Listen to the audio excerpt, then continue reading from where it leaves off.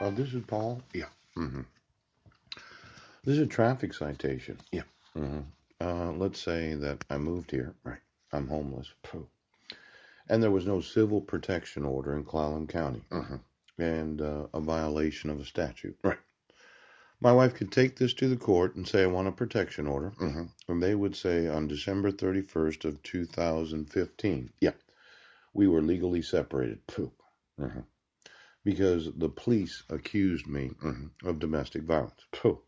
Now, the state of Washington's laws, yeah, they would say at the time of legal separation, right now, they would have the criminal jurisdiction and the civil jurisdiction to issue a protection order. Now, the police could have issued a temporary protection order at the time of the arrest. Or the petitioner could go to court, yeah, and say, well, my husband's being prosecuted for the accusation of domestic violence. I want a civil protection order. Yes. Now, obviously, I'm being named as a defendant, right? And I would say that the jurisdiction of the actual prosecution, subject matter, criminal jurisdiction, poop.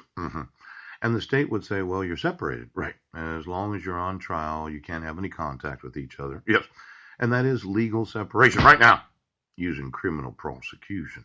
It's a little different on Guam. Pooch. They got lots of people that get arrested that are not from Guam. And they don't separate them from their spouses or their kids, even though they can't talk to them. Right? They can't be in the same location as them.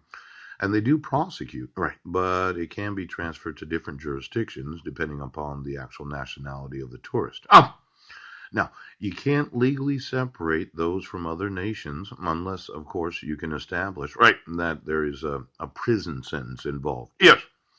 Now, for my wife to say I committed domestic violence on Guam, we were not legally separated at the time of the arrest because they don't legally separate individuals just because of an arrest.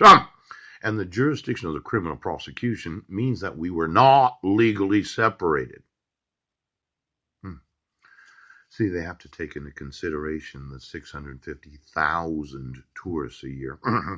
The arrest and prosecution that the police and the judiciary have to do because of the violating of American laws. Right now. Now, I would say that there was no legal separation when my wife moved here because as the defendant, the jurisdiction of the actual arrest and us being residents was criminal jurisdiction subject matter. Now I'm going to want you to remove your fraud today. Do you understand?